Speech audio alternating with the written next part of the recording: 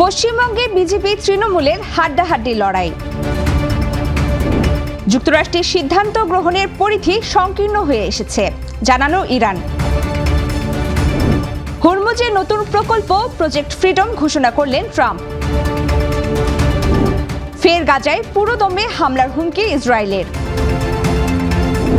জার্মানিতে আপাতত টমাহক ক্ষেপণাস্ত্র মোতায়েন করছে না যুক্তরাষ্ট্র। আমন্ত্রণ জানাচ্ছি বাংলাদেশ প্রতিদিনের বিশ্ব সংবাদে। সাথে আছে আমি প্রমিতি কিবরিয়া ইসলাম।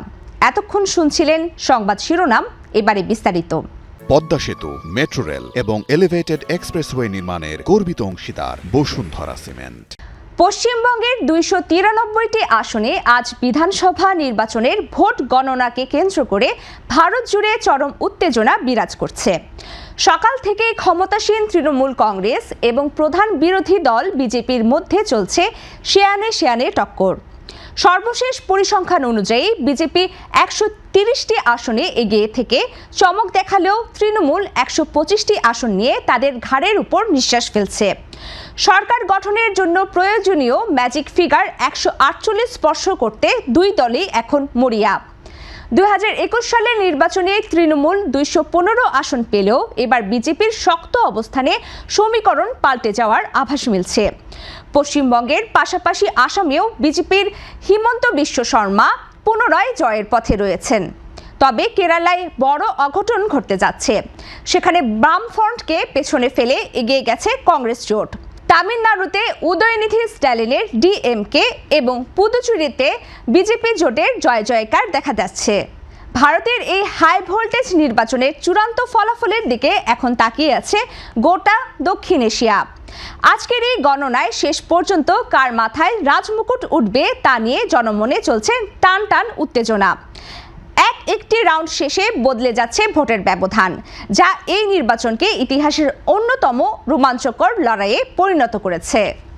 ইরান ও যুক্তরাষ্ট্রের মধ্যকার উত্তেজনা এখন চূড়ান্ত পর্যায়ে। ইরানের বিপ্লবী গার্ড বাহিনী আইআরজিসি সাফ জানিয়ে দিয়েছে, ওয়াশিংটনের সামনে এখন সিদ্ধান্ত নেওয়ার সময় খুব সীমিত। যুক্তরাষ্ট্রের দেওয়া 9 দফা শান্তি প্রস্তাবের জবাবে তেহরান 14 দফার পাল্টা প্রস্তাব পাঠিয়েছে, যেখানে 2 মাসের যুদ্ধবিরতির বদলে 30 দিনের মধ্যে স্থায়ীভাবে যুদ্ধ শেষ করার দাবি জানানো হয়েছে। আইআরজিসি স্পষ্ট করেছে যে ডোনাল্ড ট্রাম্পকে এখন হয় একটি অসম্ভব সামরিক অভিযান বেছে নিতে হবে, না হয় ইরানের শর্ত মেনে একটি খারাপ চুক্তিতে সই করতে হবে। প্রেসিডেন্ট ট্রাম্প এই শান্তি পরিকল্পনা পর্যালোচনার কথা জানালেও এর গ্রহণযোগ্যতা নিয়ে গভীর সংশয় প্রকাশ করেছেন। ওমান ও কাতারের মধ্যস্থতায় আলোচনার চেষ্টা চললেও আইআরজিসির এই কঠোর হুঁশিয়ারি মধ্যপ্রাচ্যে নতুন করে সংঘাতের মেঘ ঘনীভূত করছে। বেইজিং ও মস্কোর পরিবর্তিত অবস্থানও এখন ওয়াশিংটনকে চাপের মুখে ফেলছে বলে দাবি করেছে তেহরান।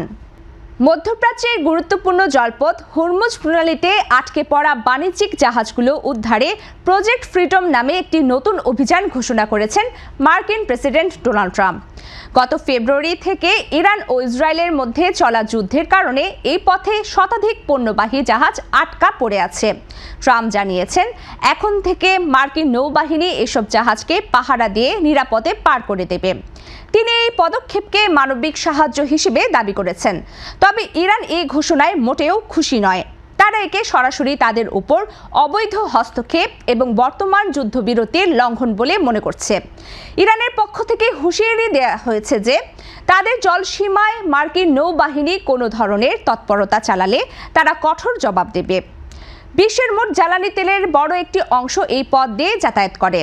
তাই এই সংঘাতের ফলে বিশ্ববাজারে অস্থিরতা বাড়ার আশঙ্কা দেখা দিয়েছে। ট্রাম্পের এই সাহসী পদক্ষেপ যেমন বাণিজ্যের জট খুলতে পারে, তেমনি ইরান ও যুক্তরাষ্ট্রের মধ্যে নতুন করে বড় ধরনের যুদ্ধ লাগিয়ে দেওয়ার ঝুঁকিও তৈরি করেছে। ওয়াশিংটন পরিষ্কার জানিয়েছে, তাদের কাছে বাধা এলে তারা শক্তির ব্যবহার করতে পিছপা হবে না। ইরান ও লেবানন সীমান্তে সামরিক লক্ষ্য অর্জনে ব্যর্থ হয়ে ইসরায়েল এখন পুনরায় গাজায় পুরোদমে যুদ্ধ শুরুর হুমকি দিচ্ছে। ইসরায়েলি প্রতিরক্ষা বাহিনী দাবি করেছে, হামাস অস্ত্র সমর্পণে অস্বীকৃতি জানানোয় এই হামলা এখন অনিবার্য। যদিও গত অক্টোবর থেকে কাগজে কলমে যুদ্ধবিরতি চলছে, তবে এরই মধ্যে ইসরায়েল 800 28 জন ফিলিস্তিনিকে হত্যা এবং গাজার 59% এলাকা দখলে নিয়েছে। যুক্তরাষ্ট্র সমর্থিত 281 দিনের নিরস্ত্রীকরণ পরিকল্পনা হামাস ও অন্যান্য গোষ্ঠীগুলো সরাসরি প্রত্যাখ্যান করে স্বাধীন রাষ্ট্রের দাবি জানিয়েছে। বিশ্লেষকদের মতে লেবানন ও ইরানের ফ্রন্টে নিজেদের দুর্বলতা আড়াল করতে নেতানিয়াহু সরকার গাজাকে আবারও রণক্ষেত্রে পরিণত করার এই ধোঁয়াশা তৈরি করেছে। তবে দীর্ঘমেয়াদী যুদ্ধে রিজার্ভ সেনাদের ক্লান্তি এবং কৌশলগত সংকট ইসরায়েলি সেনাবাহিনীর জন্য নতুন দুঃস্বপ্ন হয়ে দাঁড়াতে পারে। শেষ পর্যন্ত এই হুমকি গাজার মানবিক পরিস্থিতিকে আরও ভয়াবহ পরিণতির দিকে ঠেলে দিচ্ছে।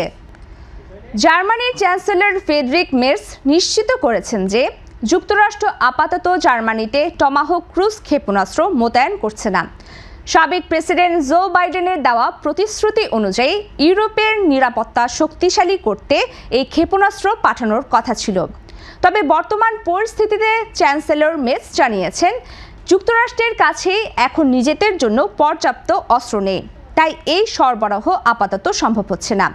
ইরানের সাথে সম্ভাব্য যুদ্ধে জড়ানো নিয়ে ট্রাম্প প্রশাসনের সমালোচনার কারণে এই সিদ্ধান্ত নেওয়া হয়েছে কিনা এমন গুঞ্জন উঠলেও মের্স তা নাকচ করে দিয়েছেন। তিনি স্পষ্ট করেছেন এটি কোনো রাজনৈতিক প্রতিহিংসা নয়, বরং যুক্তরাষ্ট্রের নিজস্ব অস্ত্র ভাণ্ডারের ঘাটতির ফল। আল জাজিরার প্রতিবেদন অনুযায়ী মধ্যপ্রাচ্যে ক্রমবর্ধমান উত্তেজনার মাঝে নিজেদের প্রতিরক্ষায় এখন ওয়াশিংটনের প্রধান লক্ষ্য। এর ফলে ইউরোপের নিজস্ব নিরাপত্তা ব্যবস্থা গড়ে তোলা নিয়ে নতুন করে উদ্বেগের সৃষ্টি হয়েছে। শেষ পর্যন্ত অস্ত্র সংকটের এই প্রভাব জার্মানির দীর্ঘমেয়াদী প্রতিরক্ষা পরিকল্পনাকে বড় ধরনের চ্যালেঞ্জের মুখে ফেলেছে। এই ছিল আজকের বাংলাদেশ প্রতিদিনের বিশ্ব সংবাদ। সবশেষ খবর জানতে চোখ রাখুন বাংলাদেশ প্রতিদিন ফেসবুক পেজ ও ইউটিউব চ্যানেলে। এতক্ষণ সঙ্গে থাকার জন্য সবাইকে ধন্যবাদ।